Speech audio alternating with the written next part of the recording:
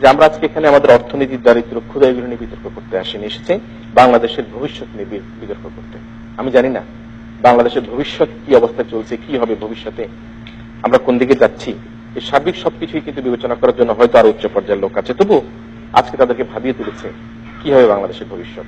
আসুন আমরা এবারে দেখি আমাদের এই প্রতিযোগিতার যারা বিপক্ষে বক্তব্য নিয়ে আসার জন্য এখানে হাজির হয়েছে তাদের মধ্য থেকে আগ্রান উচ্চ বিদ্যালয়ের দ্বিতীয় বক্তা শিলা জয়ীকে তার বক্তব্য উপস্থাপন করার জন্য।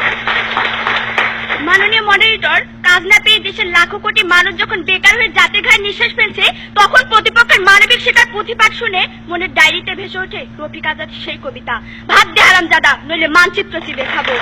মাননীয় মডারেটর, ক্ষুধার্ত মানুষ যখন পেটে পাথর বেঁধে সান্ত্বনার গল্পটিকে লম্বা করে, তখন হৃদয়ের সেলুলয়েডে জেগে ওঠা সুকান্ত বলে ওঠে, ক্ষুধার রাজ্যে পৃথিবী গদ্যময়, পূর্ণিমার চাঁদ যেন ঝলসানো উঠে।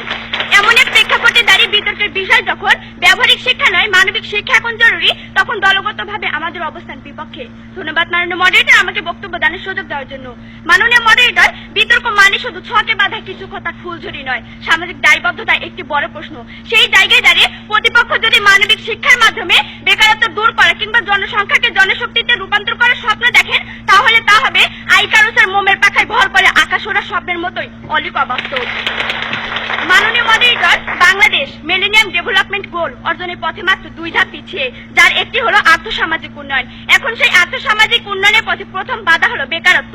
লক্ষ্য করুন প্রতিপক্ষ, বিশ্ব শ্রম সংস্থা ILOর হিসাব মতে বর্তমানে বাংলাদেশে বেকার জনগোষ্ঠীর সংখ্যা 2,40,00,000, যা দেশের মোট জনসংখ্যা 13.4%। প্রতিবেদনে আরো বলা হয়, প্রতি বছর 22 লাখ মানুষ শ্রম বাজারে প্রবেশ করছে, যার মধ্যে কাজ পাচ্ছে মাত্র 7 লাখ মানুষ। মাননীয় মডারেটর, শিক্ষিত বেকারদের সম্পর্কে বাংলাদেশ উন্নয়ন গবেষণা প্রতিষ্ঠানের senior research fellow doctor Nazrin Ahmed বলেন, শিক্ষিত বেকার আমাদের নিজেদের তৈরি।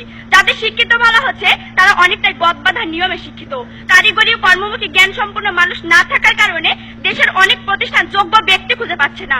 প্রতিপক্ষ, এবার আমার প্রশ্ন হলো, কারিগরি বা কর্মমুখী শিক্ষা, যেটাকে আমরা ব্যবহারিক শিক্ষা বলছি, সেই শিক্ষাকে বাদ দিয়ে মানবিক শিক্ষার মাধ্যমে বেকার সমস্যার সমাধান করে কিভাবে সমৃদ্ধ বাংলাদেশ গড়বেন? প্রশ্ন রইল। মাননীয় মডারেটর, প্রতিপক্ষের প্রথম ও দ্বিতীয় বক্তা জোরালো ভাবে মানবিক শিক্ষার কথা বলে গেলেন, অথচ মাননীয় মডারেটর, বেকারত্বের অভিশাপ মেনে নিয়ে একজন যুবক যখন মাত্র 500 টাকার বিনিময়ে এক হাতে জীবন আর অন্য হাতে পেট্রোল বোমা নিয়ে মানবিক শিক্ষাকে কৌতুকময় করে তোলে, তখন প্রতিপক্ষ আপনারা কোনটিকে অধিক গুরুত্ব দিবেন?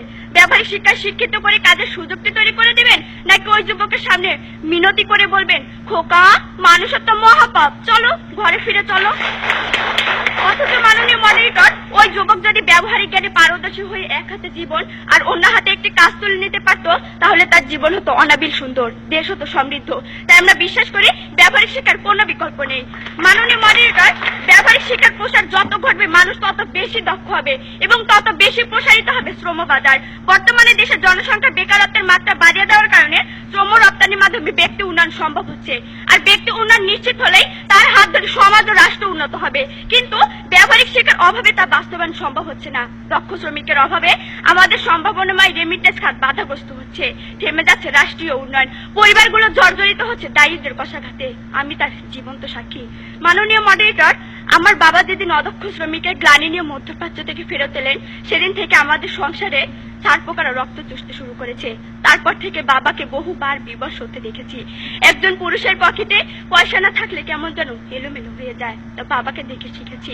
মাঝে মাঝেই বাবা মায়ের কাছে জমানো টাকাগুলো কেড়ে নিত, মাকে খুশি করার জন্য বলতো, তোমার টাকা আমার টাকা, আমার টাকা আমার টাকা। আমি পরীক্ষায় ফি দিতে পারিনি বলে বহুবার কমন রুমের জানালায় চোখ রেখে কেঁদেছি। ভালো একটি পোশাকের জন্য পড়া ভুলে না খেয়ে থেকেছি বহুবার। বন্ধুদের টিফিন দেখে জিভে জল আসতো, বলতে পারিনি। অথচ মাননীয় মডারেটর, আমার বাবা যদি কোনো প্রতিষ্ঠান থেকে শিক্ষিত হয়ে দক্ষতা অর্জন করতেন, তাহলে আমার স্বপ্নগুলো হয়তো মধ্যাকর্ষণ শক্তিতে ঝুলে থাকার মতো পেন্ডুলাম হয়ে দোল খেত না বারবার। মাননীয় মডারেটর, 1971 7 কোটি বাঙালির কণ্ঠে সেদিন ধ্বনিত হয়েছিল, মোরা একটি ফুলকে বাঁচাবো বলে যুদ্ধ করি, মোরা একটি মুখের হাসির জন্য অস্ত্র ধরি। 44 বছর কেটে গেল, এখন 2015। মাননীয় মডারেটর, বর্তমান প্রেক্ষাপটে নতুন আঙ্গিকে যদি গানটিকে আবার গাইতে বলা হয়, তাহলে তার প্রথম লাইনটি হবে, মোরা একটি ভালো কাজের জন্য যুদ্ধ করি। প্রতিপক্ষ এই যখন চরম বাস্তবতা, তখন আপনার মানবিক শিক্ষা আমাকে সেই একটি ভালো কাজের নিশ্চয়তা টুকু দিতে সক্ষম কিনা দয়া করে তা বলে যাবেন। মাননীয় মডারেটর, সবশেষে ব্যবহারিক শিক্ষা ও মানবিক শিক্ষাকে তুলনা করতে এই বিতর্ক মঞ্চকে সাক্ষী হিসেবে দাঁড় করছি। মানবিকতার জায়গায় দাঁড়িয়ে ব্র্যাকের কল্যাণে আমরা বিভিন্ন সামাজিক সমস্যা নিয়ে বিতর্ক করছি, কিন্তু এটিএন বাংলাদেশ স্টুডিও, এই ক্যামেরা, এই প্রযুক্তি যদি আমাদের পাশে এসে না দাঁড়াতো, তাহলে আমাদের যুক্তি, আমাদের তর্ক এদেশের লাখো কোটি মানুষের হৃদয়ে পৌঁছে দেওয়া সম্ভব হতো না। প্রতিপক্ষ, প্রযুক্তি তো ব্যবহারিক শিক্ষারই একটি অংশ। এই সত্য উপলব্ধি করার পরেও কি ব্যবহারিক শিক্ষার প্রয়োজনীয়তাকে অস্বীকার করবেন? প্রশ্ন রইল। মাননীয় মডারেটর, ব্যবহারিক শিক্ষাকে কাজে লাগিয়ে আমরা যদি দেশটাকে উন্নত করতে পারি, তাহলে দেশের প্রতিটি মানুষের সুখী জীবন নিশ্চিত হবে এবং বেজে উঠবে মানবিকতার জয়গান। তাই পরিশেষে বলতেই হয়, ব্যবহারিক শিক্ষায় যত বেশি উন্নত হবে দেশ, পথ হারাবে না বাংলাদেশ। ধন্যবাদ মাননীয় মডারেটর, ধন্যবাদ সবাইকে। সংসারের যিনি উপার্জনক্ষম ব্যক্তি, তার পকেটে যখন টাকা থাকে না, তখন সে আসলেই কিন্তু পাগল প্রায় হয়ে যায়। তার বাবার উদাহরণ দিয়েছে, মার টাকা নিয়ে নেয়। আমি আশা করি নিশ্চয়ই আমাদের প্রত্যেকেই তার এই আবেগ অনুভূতি বক্তব্যকে শ্রদ্ধার সাথে নিয়ে আমরা আমাদেরকে স্বাবলম্বী করে তোলার জন্য আমাদের যে ব্যবহারিক শিক্ষা, সেদিকে আবার মানবিক শিক্ষাও আমরা অবলম্বিত হয়ে চলব। আমরা শুনছিলাম তার বক্তব্য। এবারে আমরা বক্তব্য শোনার জন্য আহ্বান করব আমাদের পক্ষ দলের জননেতা ফারজানা আক্তার।